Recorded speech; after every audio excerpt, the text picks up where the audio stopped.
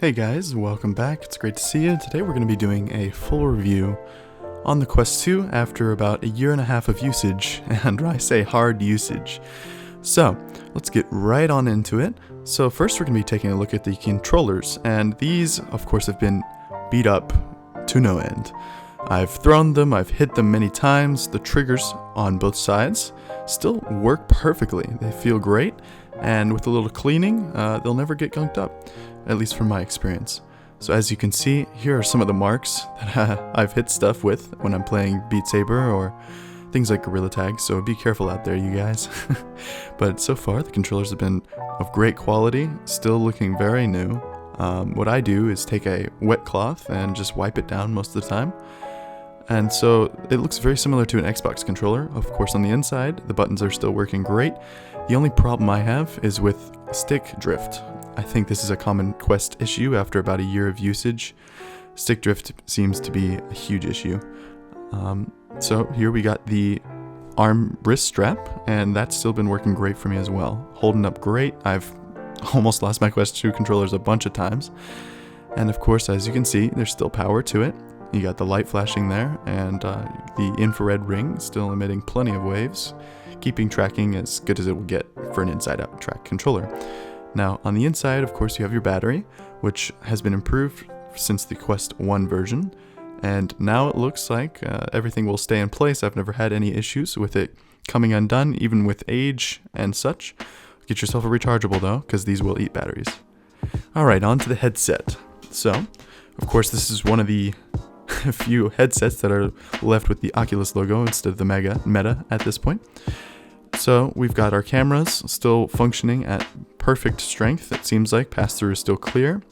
Now I did never get the extended strap. I have always used the stock strap with the headset, and it has gotten a little dirty and just a bit frayed on the edges, as you can see, but nothing too bad. It still looks very new, and of course I end up cleaning these to be sanitary. Ports still work great. I don't use the microphone jack that much, but the charging jack has gotten a little bit wobbly, but nothing too bad.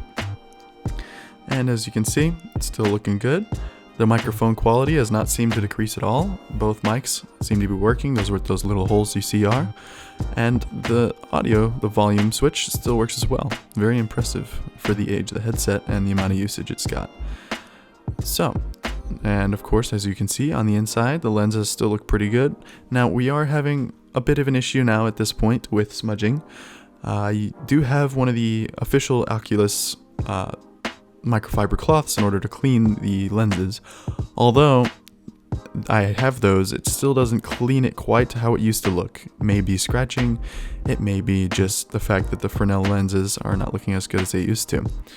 So this is the facial interface, and I actually got a silicone covering due to the recall on the Quest 2 units. So right now, as you can see, I'm going to be pulling off the silicone cover, and there you go. That is super simple to wash. It may not be the most comfortable thing in the world, but it is very, very comfortable still, as long as you have the Quest 2 part intact, and super simple to clean. Now this part was always a pain to clean. It got very, very absorbent with sweat as I would play stuff like Beat Saber, and eventually it did start to degrade, as you can see up where the top is especially. It starts to degrade. You see there? You can see the white poking in between, and that is the actual foam itself. So the guard is starting to come apart. So, but yeah, it's decently comfortable for what it is. It's a little bit scratchy, and a lot of people complain about it, but I've not really had much to say other than the absorbent of sweat. So, looking good. And finally, we're going to talk about the strap itself. Very, very uncomfortable. There's no weight in the back. That's been the only issue I've really had with this headset. And as you can see, Velcro still sounds great. Sounds great. Just like new. Although I've pretty much put it in one spot and have not adjusted it because I don't need to. So, it's still looking great. Not very comfortable. I'd say you should invest in a new strap, but at this point, I've had it for a year and a half. Why would I do that now? So, yeah, you guys do that before you get too far into it. But the sliders on the sides to help adjust with the size still work great. And the inside lenses, I'm going to show you the mechanism to help adjust the IPD, and the mechanism still works great. I've left it on a 2 because that's how I see it. Apologize for the finger in the camera. Yes, so of course it goes directly back to 1 very easily, and then 2 and 3 right there. So still moves perfectly fine after about a year and a half of usage. No problems here, although I have not adjusted it, as you can see. So everything looks good so far. Good headset, great quality. I just wish they would have done more on the cooling of the headset. It does get a little warm after a while. And here are the charging cable and charging brick. Charging cable and charging brick still look great. There should be no reason to have to replace these, just because, unless you step on it or such. The charging brick will get a little bit warm to the touch, so just be a little careful with that whenever you're doing this. But still in great condition. I've pretty much left it plugged into one place. As you can see, there's not that much wear on the tips, on the prongs there. And on the inside where the hole is, literally nothing. So it looks pretty much brand new, aside from some scratches. And right here, we've got the cable itself, and I've unplugged and plugged these in many times, and there's very little scratching actually.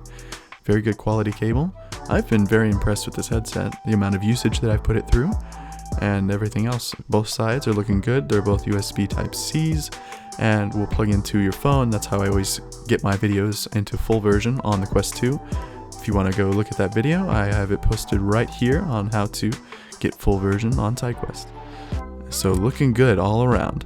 So now we're going to take a look in the lenses. I don't mind those lines there. Those were actually just part of the recording. It's going to be part of the camera quality. And as you can see, still looks really good on the inside. I haven't noticed any visible deformities, no pixels out, nothing that I can really tell.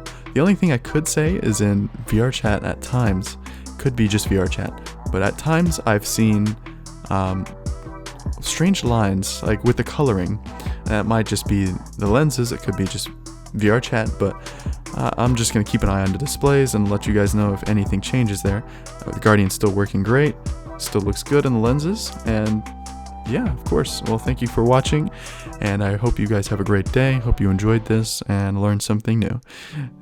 If you want a Quest 2 now, feel free to get it. It's going to last you a long time, at least from my experience. So thanks guys for watching so much, and you guys have a good day.